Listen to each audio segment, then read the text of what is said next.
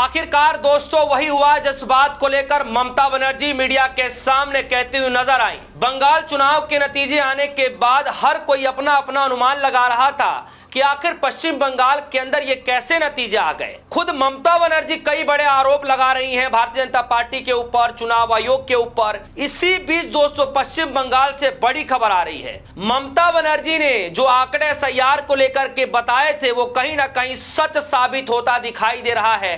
दैनिक भास्कर की इस रिपोर्ट ने दोस्तों हड़कंप मचा कर रख दी है। जी हाँ, इतनी सच्चाई और इतना हूबहू डेटा आप देखिए कि जो ममता बनर्जी ने कहा वही डेटा जो है दैनिक भास्कर ने भी कहना शुरू कर दिया। और रिपोर्ट में जो खुलासा हुआ है जिसको लेकर के हड़कंप मच गया है, जैसे कि मैंने खबर में आप सभी को बताया कि न्यूज़ 24 ने कहा, जो जिस तरीके से न्यूज़ 24 ने खबर चलाया कि इसमें बताया गया कि वोटिंग शेयर के अंदर, ममता बनर्जी ने कहा वोटिंग शेयर का अंतर 30 लाख है। एसआईआर में भी इतने ही लोगों के नाम काटे गए थे।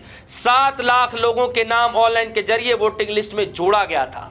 बताइए दोस्तों, यानी जो बात ममता बनर्जी ने संशय जाहिर करते हुए कहा वो बात दैनिक भास्कर की रिपोर्ट में सच साबित हुआ। अब दोस्तों मैं आपको खबर बताता हूं।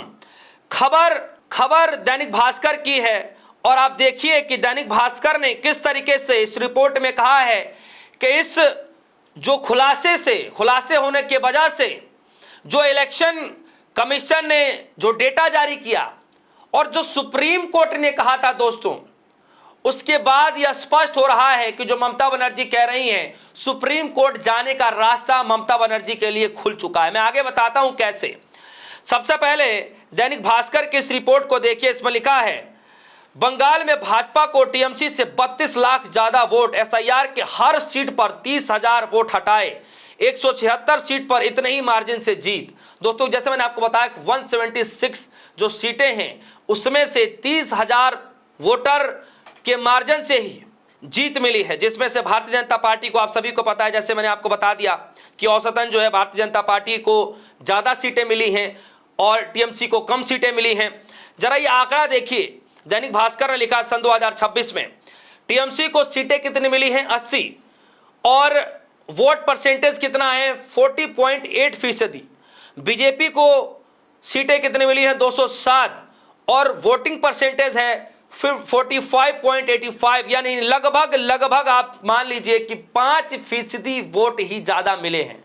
आप देखिए दोस्तों 40.8% टीएमसी को मिला है और 45.85% जो वोट मिला है वो बीजेपी को मिला है।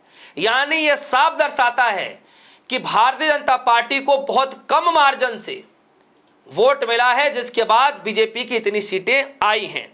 अब जरा मैं आपको एक सुप्रीम कोर्ट के एक फैसलों को मैं पढ़ देता हूं। इसमें लिखा है सुप्रीम कोर्ट ने कहा था कि वोटों की संख्या जीत के अंतर से कम पर दखल नहीं देंगे। दरअसल दोस्तों एसआईआर की प्रक्रिया को लेकर के चुनाव आयोग के खिलाफ जो है ममता बनर्जी की पार्टी सुप्रीम कोर्ट पहुंची हुई थी और उस वक्त सुप्रीम कोर्ट ने कहा था कि वोटों की संख्या जीत के अंतर से अगर कम है तो उसमें सुप्रीम कोर्ट दखल नहीं देगा। मैं पढ़कर बता देता हूं।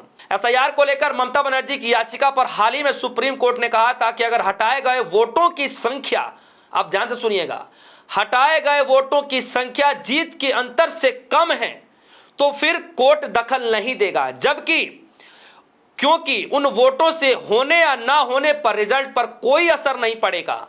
कोर्ट ने कहा कि दखल हम तब देंगे जब यह दिखाया जा सके कि हटाए गए वोट इतने अधिक थे कि वो जीत हार के अंतर को बदल सकते हैं। दोस्तों यही आंकड़ा तो ममता बनर्जी रख रही हैं कि जो जीत हार का अंतर है, हर सीट पर 30,000 का मार्जिन है और जो एसआईआर के तहत जो नाम काटे गए हैं वो हर सीट पर लगभग 30,000 के करीब ही वोट काटे गए हैं। 30,000 के कम से ज्यादा से इन्हीं अनुमानों के आसपास जो है जीत मिली है। इस वजह से भारतीय जनता पार्टी को सबसे ज्यादा सीटें मिली हैं। यानी ममता बनर्जी के लिए यह बात कोई आम बात नहीं है, कोई सामान्य बात नहीं है। यानी ममता बनर्जी साफ रुख अख्तियार कर रही है कि उनके पास आखिरी रास्ता है। आगे जरा इस खबर में पढ़ता हूं दोस्तों। इस खबर में लिखा है बंगाल में 30,000 से कम मार्जिन जीतने वाली 176 सीटों पर भाजपा की भाजपा की 128 सीटें हैं, वहीं 30,000 से ज्यादा मार्जिन जीत वाली 117 सीटों पर भाजपा की 79 सीटें हैं।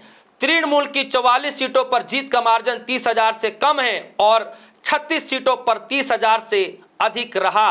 अब यहां पर दोस्तों यह बताया जा रहा है कि ममता बनर्जी के लिए रास्ता जो है वो खुला हुआ। वो कैसे, मैं पढ़ रहा हूं। राज्य में स्पेशल इंटेंसिव रिवीजन एसआईआर के कुल 91 लाख वोट कटे, यानी हर सीट पर औसतन 30,000 वोटरों के नाम कटे।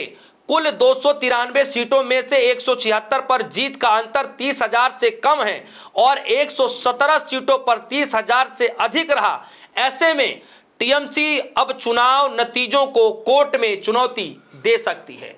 तो दोस्तों, सुप्रीम कोर्ट ने जो कहा, कहीं ना कहीं ममता बनर्जी के पास वो आंकड़े आ चुके हैं, वो पुख्ता सबूत आ चुके हैं जिसको लेकर कोर्ट का दरवाजा खटखटाया जा सकता है। यानी जो ममता बनर्जी कह रही हैं वो कहीं ना कहीं सच साबित होता हुआ दिखाई दे रहा है। और जैसे ही दैनिक भास्कर ने इस रिपोर्ट को छापा, जैसे ही जो है पब्लिश किया दैनिक भास्कर ने, ये आंकड़े सीट बाई सीट देख करके सबकी नजरें निगाहें जो है उस बात पर टिक गई कि क्या ममता बनर्जी सुप्रीम कोर्ट का दरवाजा खटखटा सकती हैं, क्योंकि सुप्रीम कोर्ट ने ही यह वर्डिक्ट दिया था कि जो है हम उस वक्त दखल नहीं देंगे ऐसे सीटों को लेकर के, ऐसे मार्जिन को लेकर के, हम तब तक हम दखल नहीं देंगे जब तक कि दिखाया जा सके कि हटाए गए वोट इतने अधिक थे कि वो जीत हार के अंतर को बदल ना सके। लेकिन यहां पर उल्टा हो रहा है, यानी कि ममता बनर्जी कोर्ट का रुख अख्तियार कर सकती है। अब देखना यह दिलचस्प होगा कि ममता बनर्जी